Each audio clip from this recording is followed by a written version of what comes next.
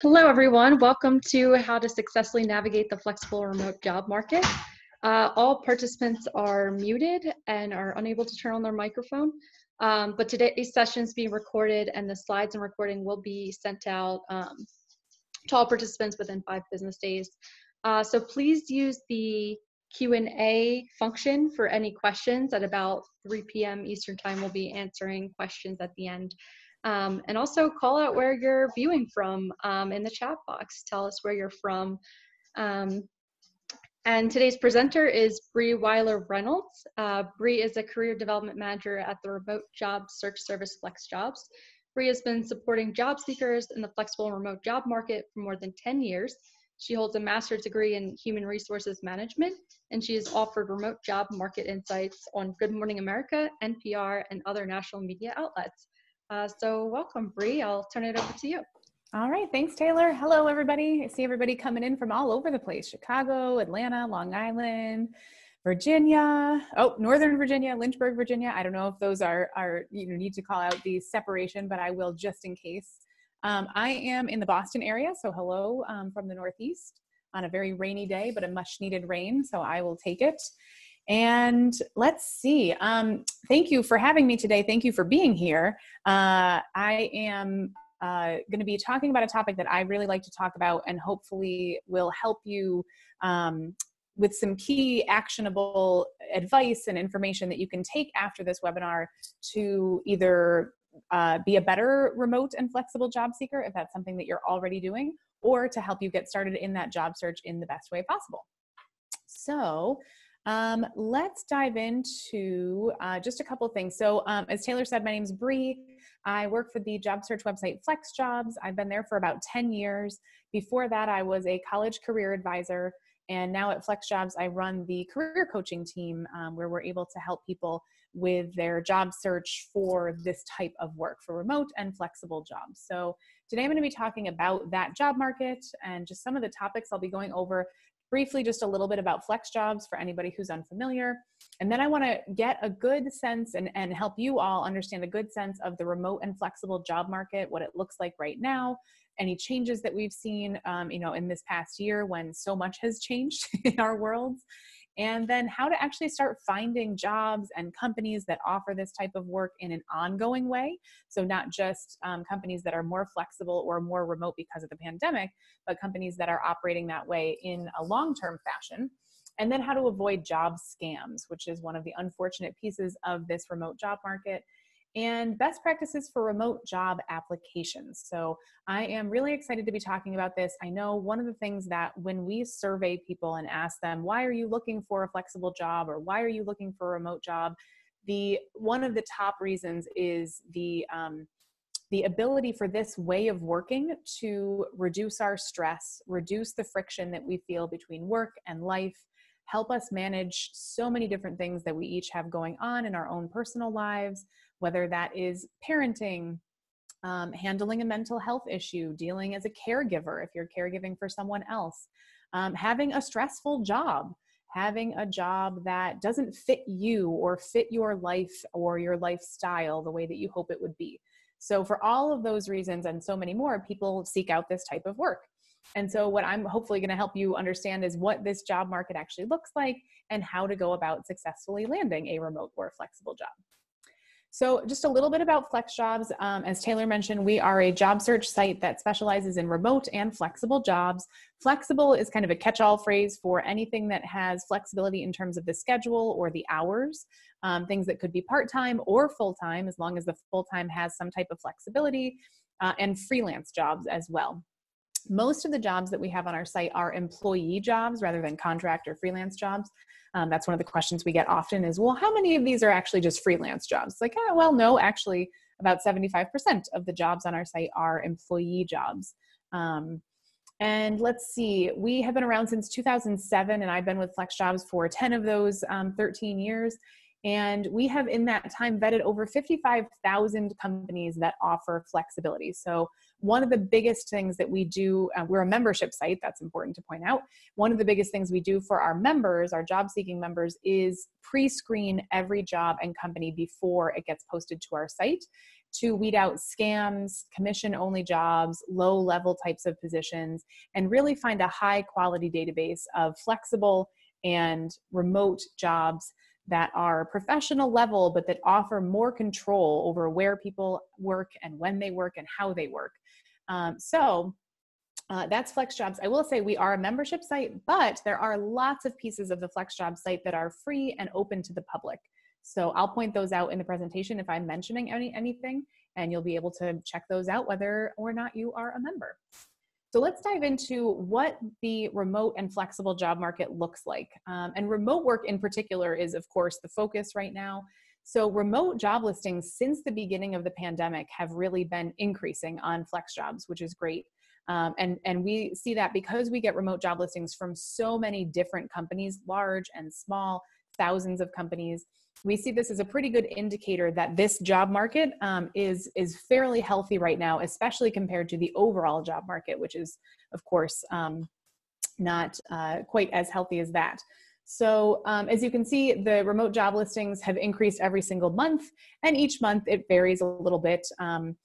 We are just getting the September analysis for September over August. I am assuming it doesn't seem like anything changed, that there will be another increase as well. And then, of course, the number of people looking for remote jobs has also increased. We saw a 50% increase on our site of people coming to FlexJobs to look for remote jobs in 2020 over 2019 so far. So it is a big jump. What I will say is if you are really in the market for a remote job in particular, or a flexible job in general, attending an event like this where you're going to get some tips that will help you be a better job seeker is really going to make you stand out to employers versus those folks who've entered the job market but aren't really doing anything to change the way that they are acting as a job seeker. Because the remote job search is a little bit different than your traditional in-office job search. And so the fact that you're even here attending this type of webinar means that you're paying attention, you are trying to learn new things, you're trying to learn how to be really good at this type of job seeking. And putting these things into practice will definitely help you in your job search.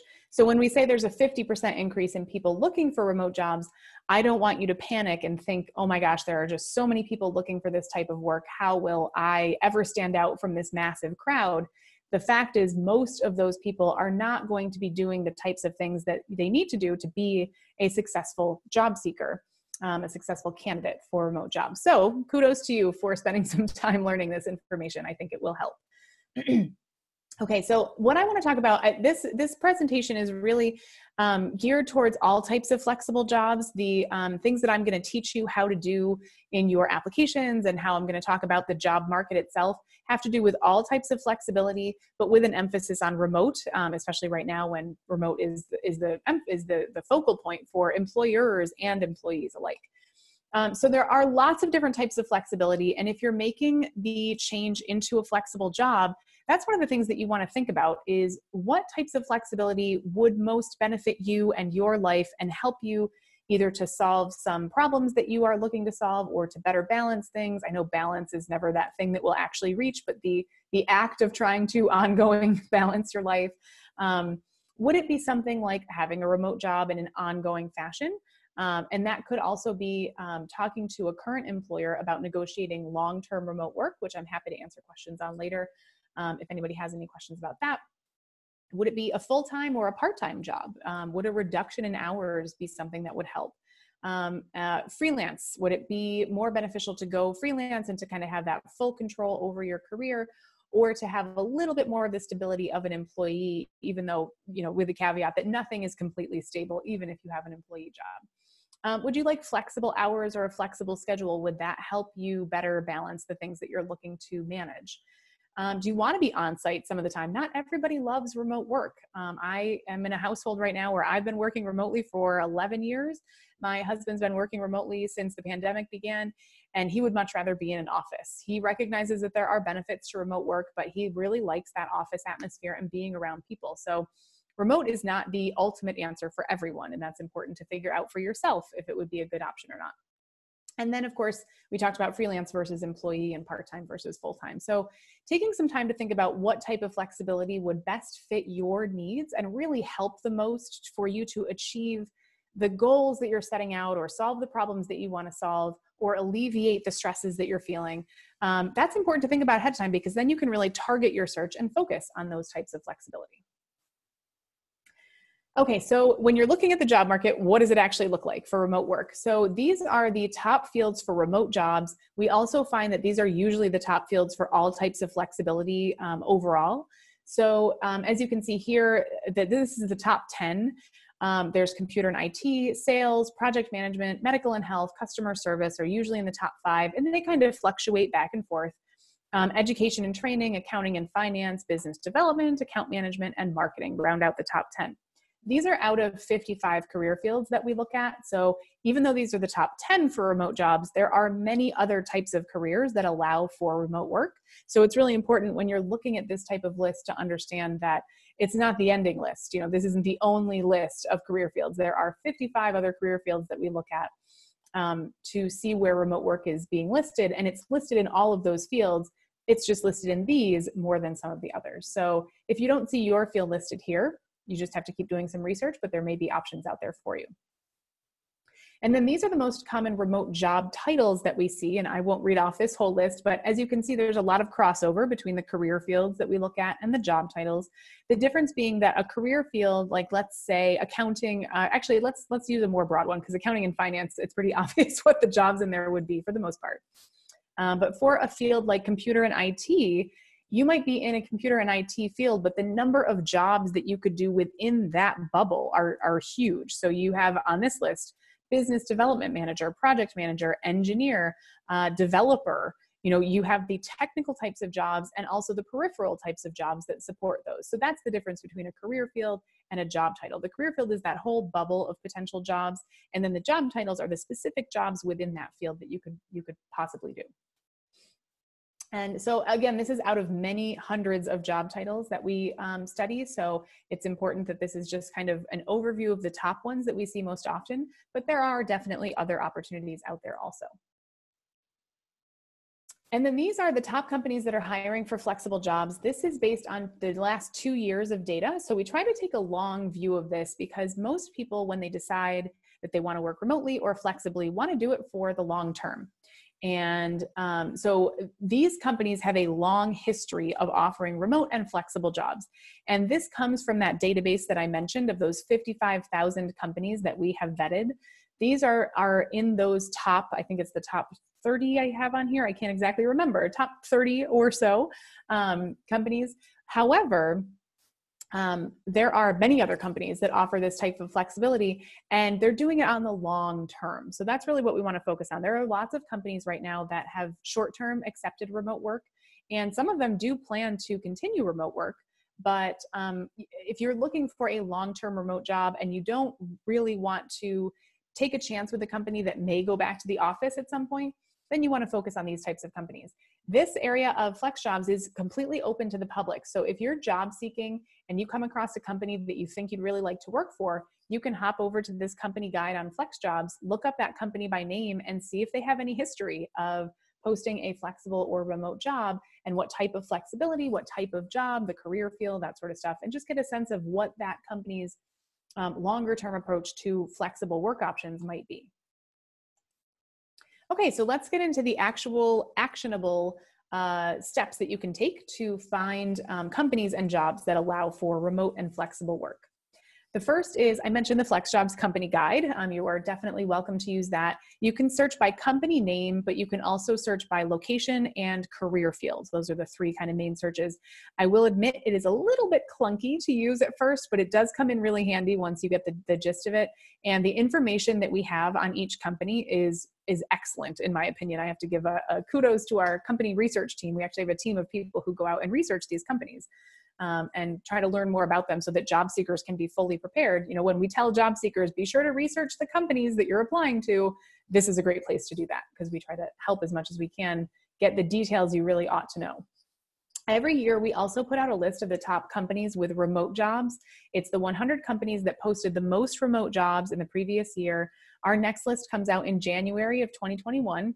And so the list that you can see, and it's open to the public, is that flexjobs.com/blog/top100remote.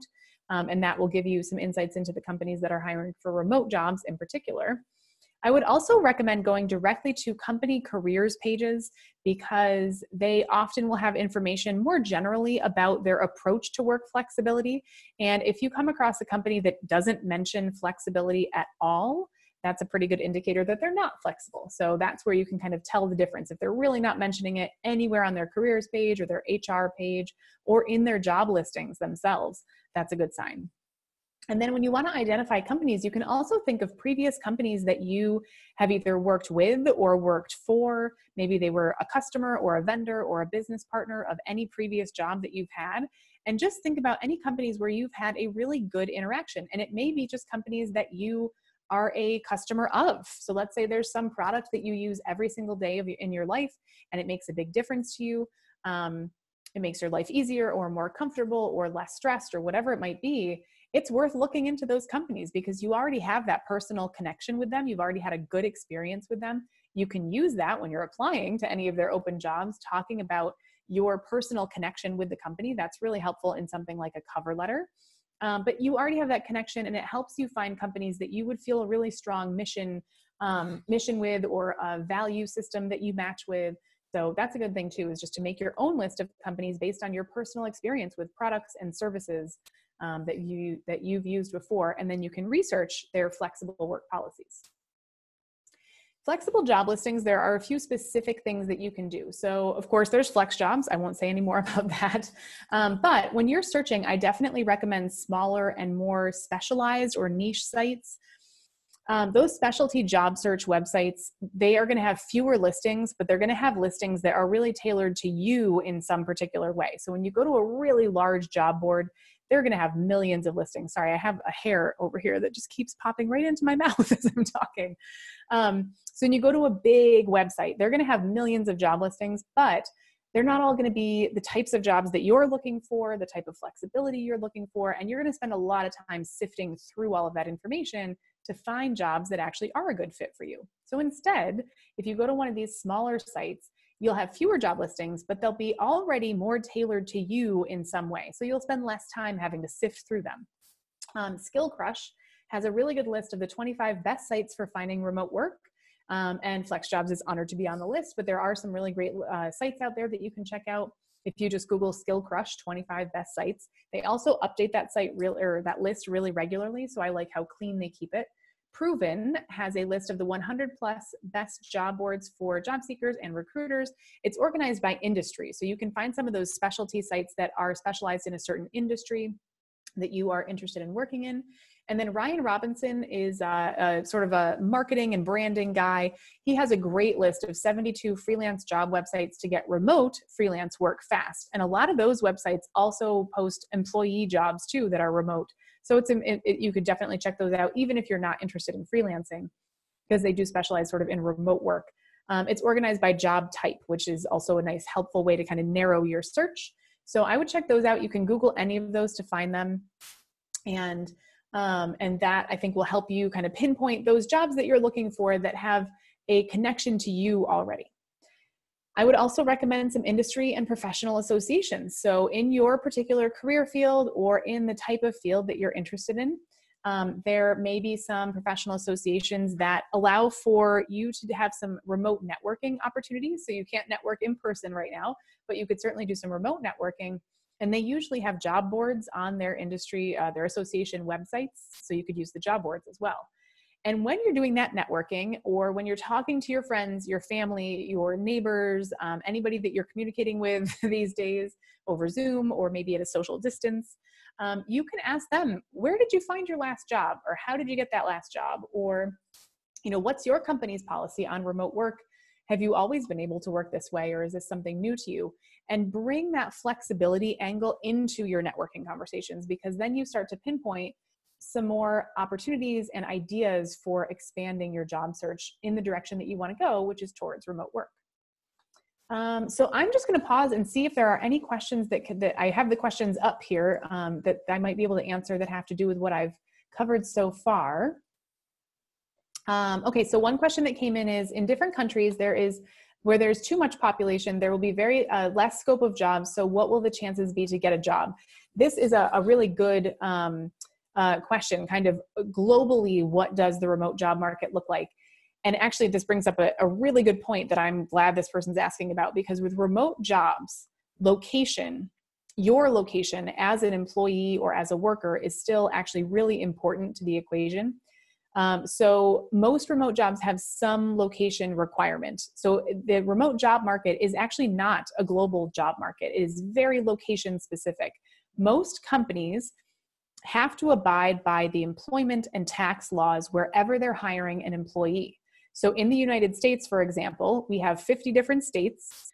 Every state has different tax and employment laws. So every time a company hires someone from a different state, they have to register as a business in that state and abide by the tax and employment laws of that state.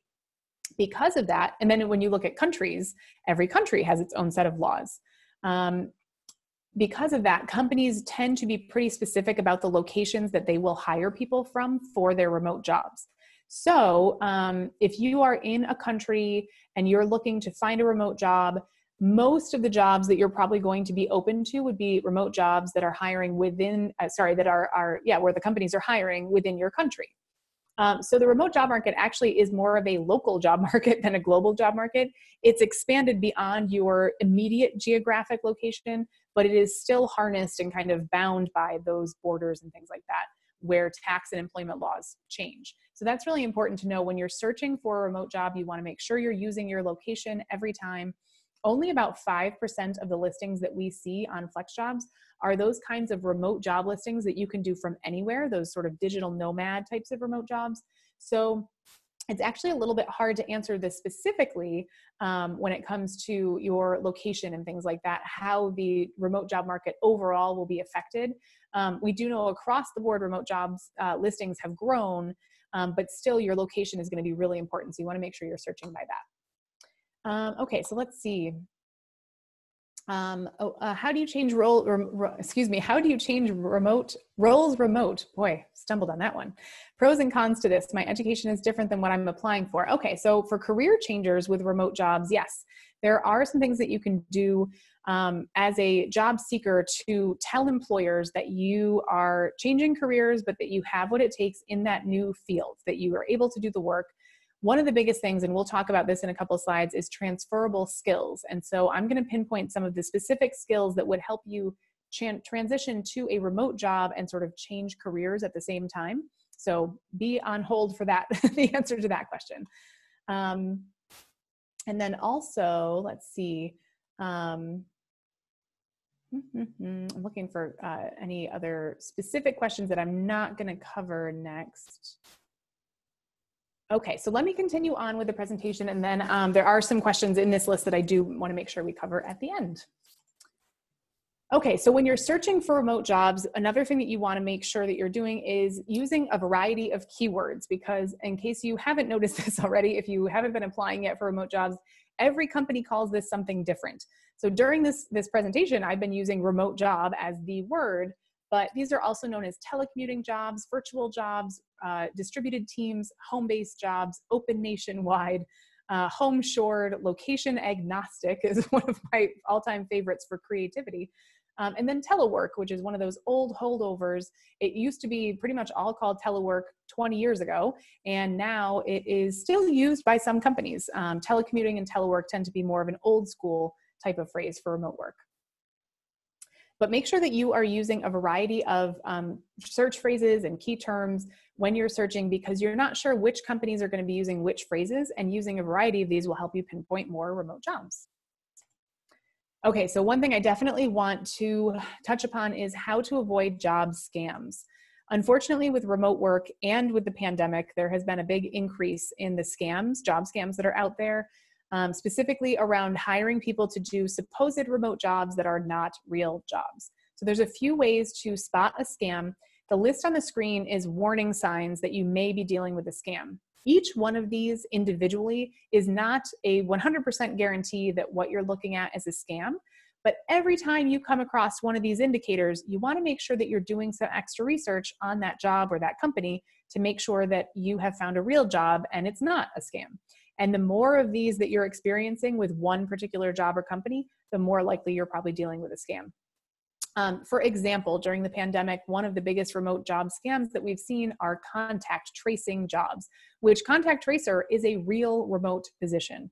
I know in the United States, each state is hiring contact tracers. I'm sure worldwide there are contact tracers still being hired. So it is a real remote job, but scammers they have been for months putting out fake contact tracing jobs, which are trying to lure people in. To give personal information, sensitive information, bank account information, credit card numbers, those sorts of things. And so that's important to point out, is that these are not always obvious. They mimic real jobs, they mimic real companies. And so we're going to talk about how to actually figure out if this is a scam or not. So these are all warning signs: no company name, generic email address, if they're not using like a company or a government specific email address, if they have a very vague job description or no job description at all, if they are using instant messenger or IM to interview you, just like online chat interviews. There are some fewer than 10 companies that I know of in 10 years of studying this that use instant messenger or online chat for interviews. However, most companies will preface all of that with a pretty rigorous application process. You're submitting resumes, cover letters. You may need to do a phone screening interview. You may be submitting a portfolio or examples of your work, or being asked to complete some kind of test.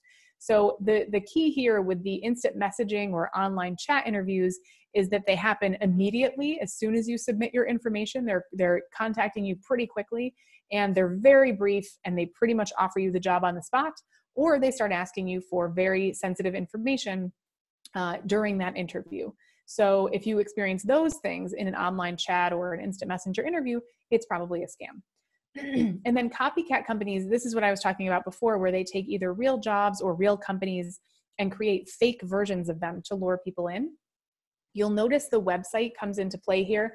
So with the companies especially, you can see these two examples. There's the first one, gecareers.com, is actually just a fake website that I've made up. ge.com/careers is their real careers page. And if you feel like there's something a little bit off, take a look at that URL that you're on, that web page that you're on, and make sure that that web address is a correct web address for that company. And I'll show you how to figure out what the company's real careers page would look like on the next slide. The main thing, though, I want to stress is just to trust your instincts. We are all, especially as if you're searching for a job or you're trying to change careers, we're all in a vulnerable position when we do that. As a job seeker, you are putting yourself out there. You are, kind of applying for jobs, crossing your fingers.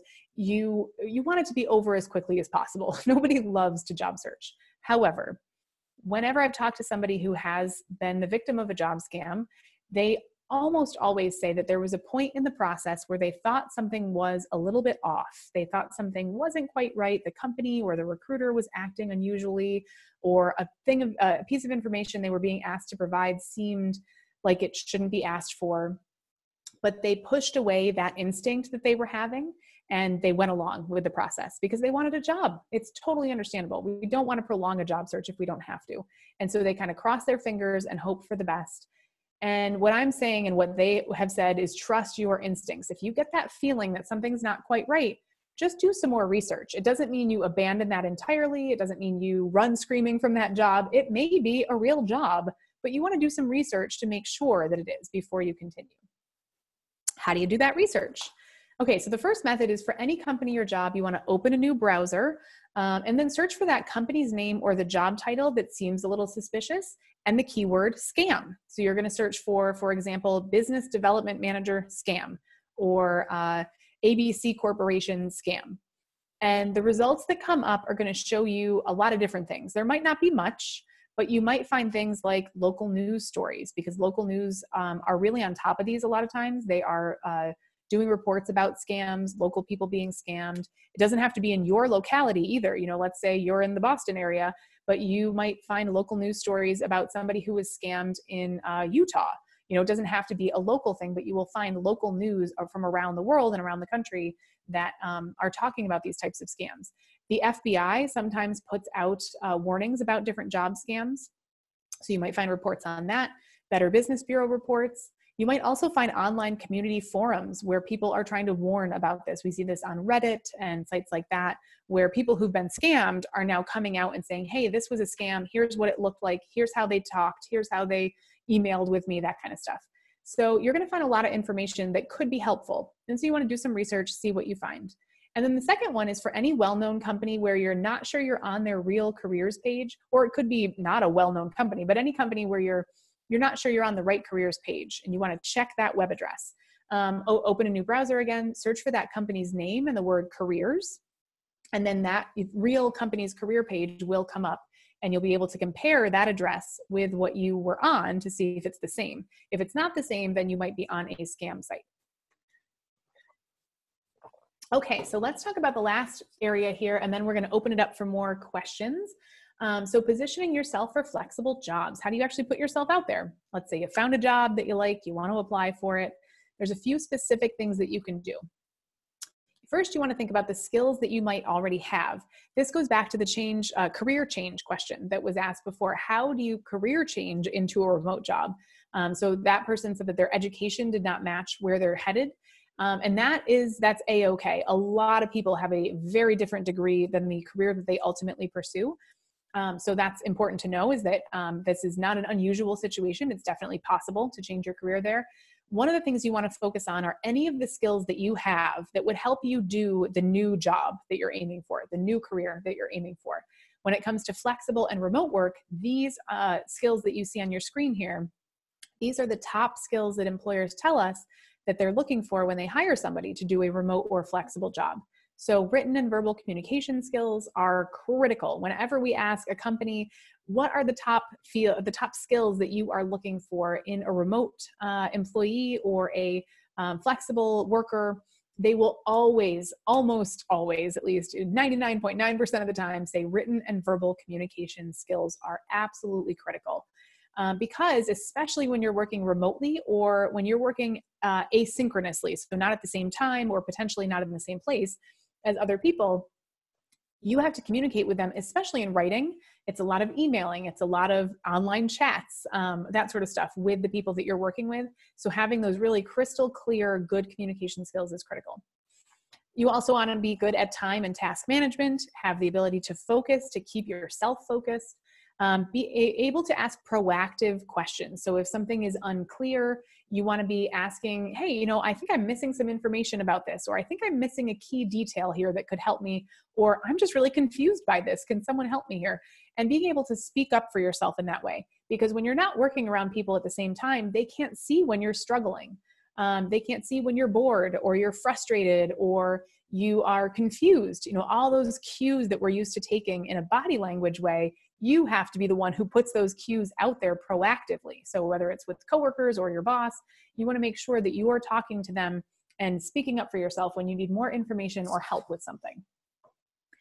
Being comfortable with technology is a huge one, of course, basic troubleshooting skills, having a growth mindset, embracing change, and boy, can we talk about embracing change in the pandemic. I think everybody has a different story they could tell during a job interview about a time when they dealt well with change and challenge during this time. Sorry, I thought it was thundering outside for a second here, but it is not. And then the last thing is being familiar with digital communication tools, which are going to help you do all that communicating. So let's talk about those. These are some skills that you can easily build. And when I say these skills in this previous slide, you want to make sure that these are on your resume. They're talked about in your cover letter. They're in your LinkedIn profile. If you're on LinkedIn, you want to be sharing any of these skills that you have to make it obvious to an employer that you'd be a really good hire for a remote or a flexible job. So some skills that you can easily build. All of these skills or all of these tools that are listed here, instant messaging, video conferencing, file and document sharing and collaboration, and virtual office environments, these are the key things that employers tell us they use for their remote and flexible teams. And so it's really important for you to have at least a basic understanding of some of each of these. You don't have to know every single platform that's listed here. These are the most common ones that we've heard of from employers telling us which ones they use. I would recommend picking one or two from each category that you're not yet familiar with and going out there and seeking out tutorials on YouTube. downloading the free versions or the free trials of those, and actually start playing around with them. Once you have a pretty basic understanding, you're pretty familiar with the way those tools operate, you can add them to your resume. And I'm going to show you how to do that in a specific technology skills section that helps show that you are ready to work this way, that you have a grasp of this technology and you understand how remote and flexible teams operate, and you can kind of jump right in when you are hired. So let's talk about those resumes. I'm going to talk specifically about remote jobs, but you can use these for any type of flexibility. So if you're looking for a freelance job or a flexible scheduled job, you can kind of use the same advice, but substitute those types of flexibility in there. Oops, there we go. If you have previous remote work experience, including any remote work experience you've had in the last 8 months or so, you want to add that to your resume. So you can add it in the keywords, in the bullet descriptions of your job descriptions, excuse me. You can add it to the job titles, you can add it to the location. I'm going to show you some examples on the next page. And then if you don't have any of that previous experience, you can look at those skills that I was just talking about and make sure those are on your resume in lieu of specific remote or flexible experience. Okay, so here are some examples of how you can actually put your remote or flexible experience on your resume. So you can see here the very first one, faculty, student mentoring. Underneath the date on the right side where you would normally have the location, this person has put fully remote work. And then they also, in their job description, optimize outcomes and learning processes for adult learners while working in a virtual university environment. Business consultant, provide research, business, marketing, and strategy and writing services to executive and owner level clients for the next one. This person has fully remote work right under their job title. It's really a preference thing. Where you put that fully remote or partially remote mention. But I like how the top person has incorporated it into their job description. And then the last one, the acting executive director, they estimated that they did 20% remote work. So you can say, 20% remote work, regular remote work, occasional remote work, partially remote work, any sort of way that you want to phrase it that would best describe your situation. So this person worked from home 1 day a week. So that's how they estimated 20%. And they also did things in the job description, the second bullet, they say they manage 25 clinical and admin staff as well as staff from outside hospice agencies. So they're talking about how they managed people at a distance. And I would probably recommend that this person go even further with their description and say that they managed asynchronously, they managed through email and phone and remote collaboration, because it sounds like they were distributed. Even if you're working in the same office, or if you're working in an office, but in a different place than other people that you're collaborating with, that can be considered distance work. That's remote work. If you're using mostly email and phone to do your work, that could be considered remote work. Okay, so here are some resume summaries. The summary is the area of your resume that's at the top of the resume. It usually is updated for every job that you apply to. We definitely recommend that. We're adding in different keywords from the job description, different skills that you need to highlight for that particular job. And this is where you can also highlight those skills and those experiences that would make you a good remote or flexible worker. Sorry, the underline is going through the text in some of these. That makes it a little harder to read. But you can see they've highlighted written and verbal communication skills and working with local or remote teams on the first one. The second example, they have team effectiveness and productivity through communication. Then they actually put 6 years experience in working remotely and in flexible office environments. And then the last one, skilled at team collaboration while working independently in remote environments. So there's a few different ways to phrase it. You can kind of get creative based on your experience, but you want employers to know about any previous experience or skills that would make you really good at this way of working. And then the technology skills section. Here's the last example. For technology skills, you can see in the first example, they have remote communication tools. So they have email, phone, video conferencing, and then they have the brand name, the specific name of the products that they are familiar with.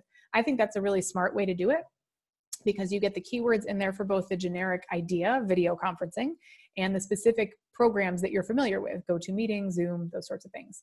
You want to also put things like Microsoft Office, file sharing and collaboration like Google Drive is a big one, Dropbox. And then I like the last bullet that they have here, adapts quickly to new and changing technology.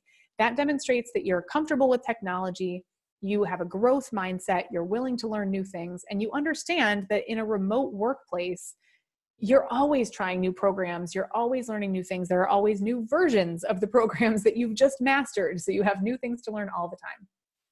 And then the second one, effective when communicating remotely over phone, email, and video chat.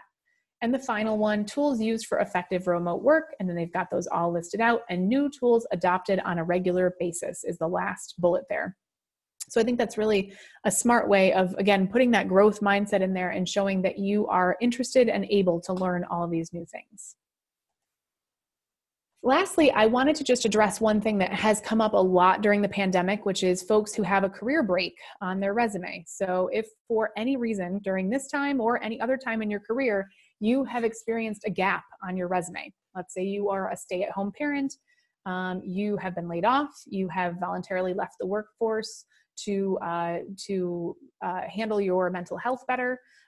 You have voluntarily left the workforce to travel the world, whatever it might be. You can use a career break section on your resume.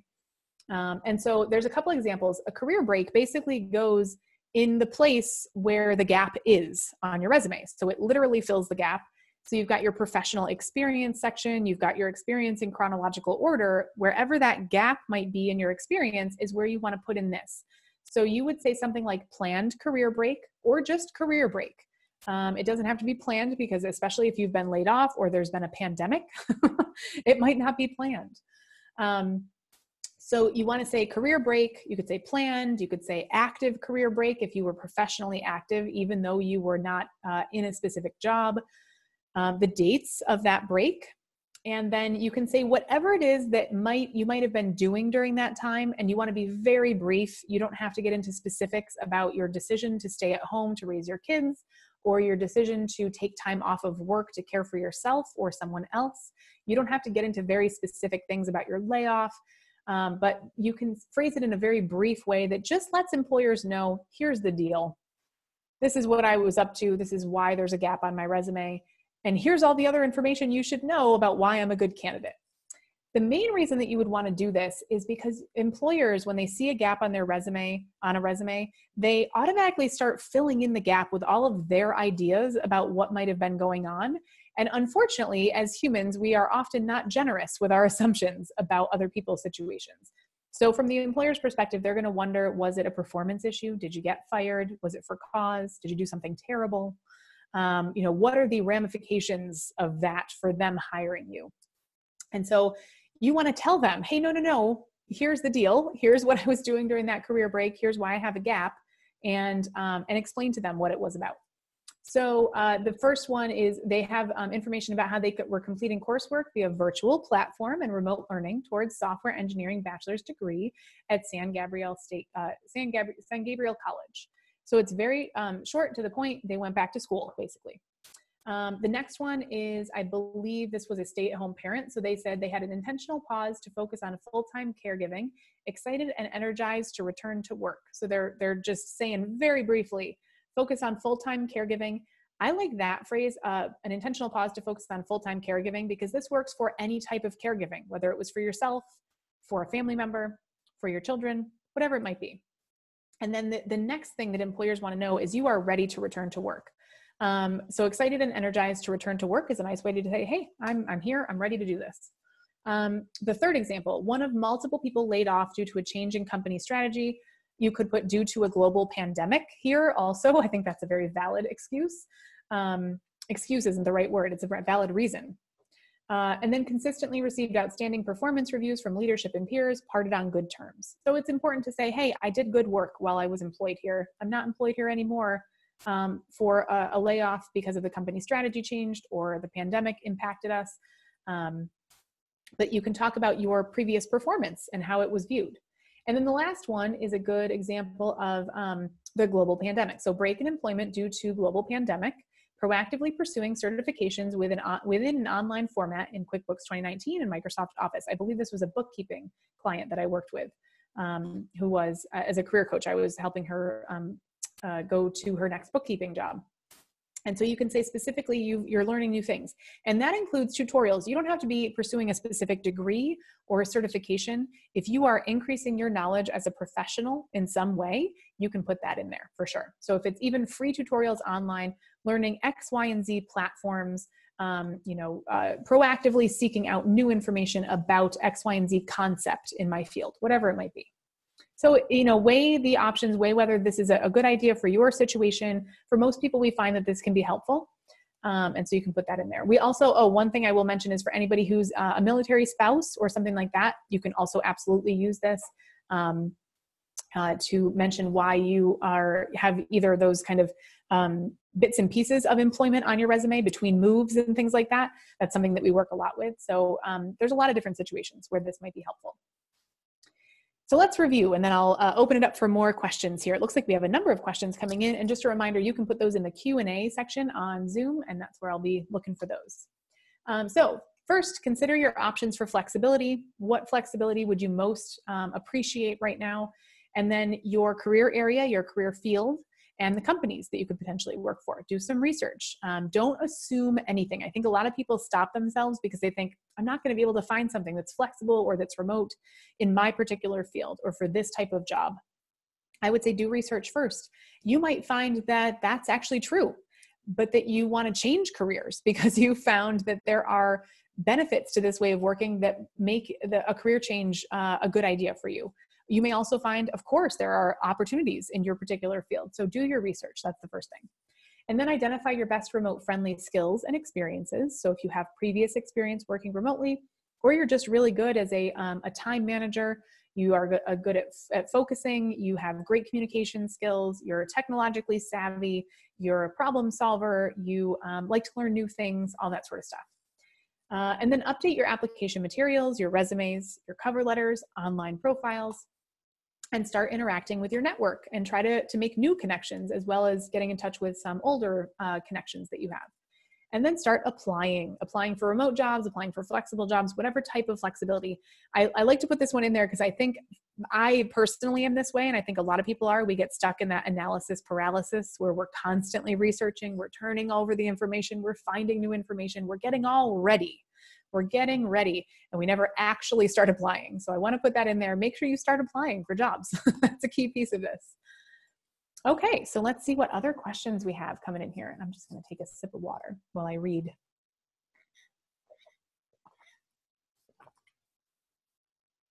Okay. Okay, here's a great question. What's your perspective in mental health from home? So I'm going to take this to mean mental health when you work remotely, which right now for many people is very different than mental health when you work remotely during normal life outside of a pandemic. So I'll address remote work during a pandemic and how you can help your mental health there. There are a few different things. First of all, it depends on what's going on in your home. For some people, the challenges surrounding remote work and mental health are they're surrounding the fact that your home is now filled with people who were never used to be there, filled with your children who used to be gone during the day, your spouse, your roommates, whoever it might be, family members, if you're moving back in with family, people that weren't there before. And so that impacts your mental health in a completely different way than folks who are working remotely or want to be working remotely during a pandemic who live on their own. Because all of a sudden, the people interaction that you got from being in the office, from being outside in crowds, commuting to work every day is gone. And you are alone much of the day. So it really depends on starting from where your situation is and which kind of general area you fall into. And then figuring out what is going to help you. Because for the people who are around people all day long because their house is packed and they have added responsibilities for remote learning or caregiving or whatever it might be, you might be the person who's going to get groceries for your elderly parents every week or whatever.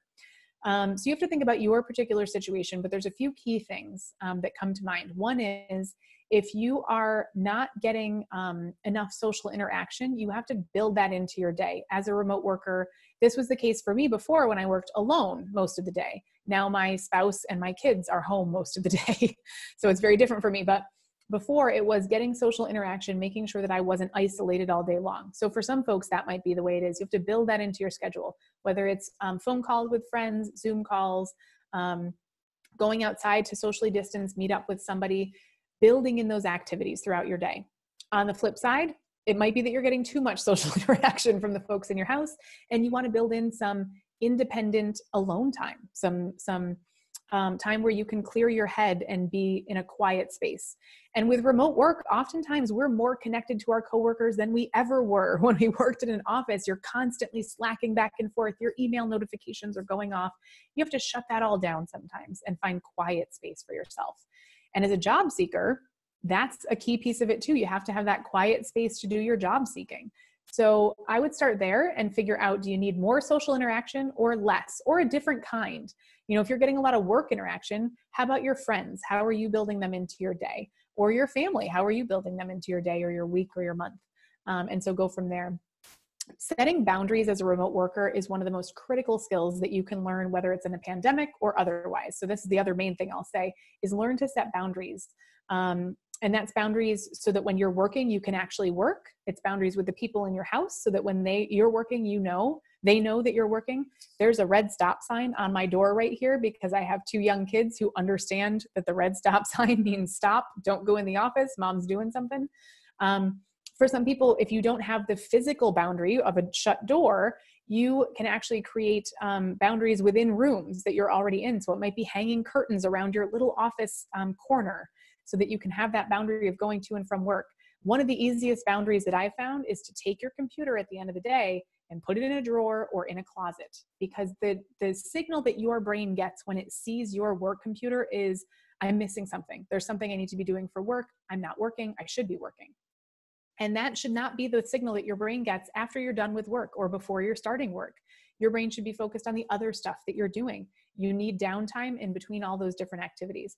So just tucking away your laptop, creating a boundary that way can help a lot. So those are just a couple things, but boundary and social interaction, whether it's more or less, those are kind of 2 big things I would focus on. Okay, here's another question. As a career coach, how can I best help my students who are looking for remote opportunities? Oh, I love this question. I used to work with college students all the time. And so remote as a new grad or as an intern is a whole different world all of a sudden. There were not a lot of opportunities before the pandemic for remote work for very young professionals just starting out in their careers. A lot of employers still had that mindset that they wanted to hire people to be in the office. And then once you got a few years into your career, you could be trusted to work remotely. Well, that's out the window. So I would go back to the same exact advice that I've given in this conversation, except for students. When you think about remote work experience, absolutely encourage them to put remote study experience on their resumes. If they are completing their coursework right now remotely or partially remotely, or they did at the end of the last semester, that counts as remote experience. I have plenty of people who've gotten their degrees remotely, who've done remote courses, who've done remote projects. If you're doing project work with other classmates, or you're working with a professor on some sort of research project or whatever it might be, if you're doing it all remotely, that counts. And you can use that as experience or education, but remote experience. So that's really important, is to help them see what they're already doing can help them in this search process. The next thing is to really pay attention to the company research side of things and find companies that have been doing remote work for a long time, because they're more likely to be open to remote work, to have already experience hiring remote work at all levels, including that entry level, which is critical, and also internships. Those more established companies, whether they're large or small, probably have a lot more internship opportunities in a remote capacity. So just a few things for those students. Okay, so let's see. I'm just going to clean up a couple of questions here. Is FlexJobs currently hiring or offering remote jobs? I do believe we have a few jobs open at the company. We list them, I think, on flexjobs.com. There's a careers page. So if you scroll to the bottom, you'll see careers, and you can click to see. I'm pretty sure, I don't know off the top of my head specifically which roles, but we are hiring for some things, yes. Okay, do you recommend a separate resume or format for temporary, flexible jobs versus ones you may have for permanent full-time jobs? Short answer is no. No, I think your flexible or temporary or part-time or voluntary roles, as long as you can talk about them in a job interview where somebody will say, oh, okay, well, tell me about this job, or what did you do for this project, or whatever it might be. If it's enough to talk about in a job interview, it's enough to put in your professional experience section. So I would have it all listed chronologically under professional experience. There are some caveats to that. So if your situation is very unique, let's say you're a freelancer and you have a couple different freelance areas. You know, sometimes we see freelance writers and photographers. They're the same person, but they have two kind of separate freelance tracks. You might have to divide things up differently or have two separate resumes for that. But for the most part, if it's generally in the same type of career field and it's the type of work that you're still pursuing, you want to have that all in one section. Let's see. Oh, can I see the slide with the list of keywords? Yes, let me go back to the keywords for job searching. There we go. So there's the list of keywords you can use in your job search. Let's see. I have stammering issues. So do you feel it will be an issue for getting a job or speaking in an interview? This is a great question. And so I think my answer to this will probably apply to people who have other types of issues like that, or other types of situations that might come up in the job interview process. One of the things that we found helpful is when you're, first of all, just applying as normal, applying with your cover letter, your resume, whatever instructions they have. And then when you are scheduling an interview, so wait till you're actually scheduling the interview, just mention briefly in the email, I have this thing that may happen during a job interview. I just wanted you to be aware of it. I will do my best to answer things clearly and communicate well, but I didn't want you to be caught off guard as the interviewer with me having a stammer or whatever it might be. We talk about that with people who have any sort of physical, if they're doing a video interview, something that is visually obvious, to just give that heads up when they're scheduling the interview. And it's just like you would describe on your career break. We say to be very brief, keep it positive, say, hey, just a heads up, didn't want you to be caught off guard by this, and let them know. And then I know, depending on your situation, so this person says they stammer, whatever your particular situation might be, it's really important to practice interviewing, whether you get really nervous or anxious during job interviews, which I used to be, to the point where I would not, it was like an out of body experience for me to speak to someone else on a job interview. I would forget everything that I had said during the interview. It was like I wasn't there. I was kind of almost blacking out of the situation. So for somebody who may have public speaking or job interview speaking anxiety, practicing. For somebody who is dealing with a stammer or something like that, practicing over and over. It's not going to, of course, get rid of it. It's not going to, but it helps you understand what you can do in that moment to keep yourself centered, as calm as you can. And just the more you do something, the more comfortable you'll get with it. So I can say practice a million times. There are a few different things. LinkedIn, for people who are LinkedIn members, and it's a free thing, so you can have a free membership. They offer the ability to do mock interviews where it is a one-way mock interview. You are prompted with a question, you record yourself answering that question, and then the program that they've created gives you feedback. So if you Google LinkedIn mock interview tool, I think it'll come up. So that's one thing. I would also recommend getting with a friend or a family member or a career coach who can do mock interviews with you. I have always recommended mock interviews. Nobody wants to do them because it's awkward to do a fake interview with somebody, but you get a lot of those nerves and anxieties out the more you practice. And so doing a mock interview can be really helpful. So I would recommend practicing, whether it is the one-way type of practice or practicing just in a mirror or at your laptop by yourself with your video camera on so you can see yourself, or practicing with another person. Either of those can be really helpful.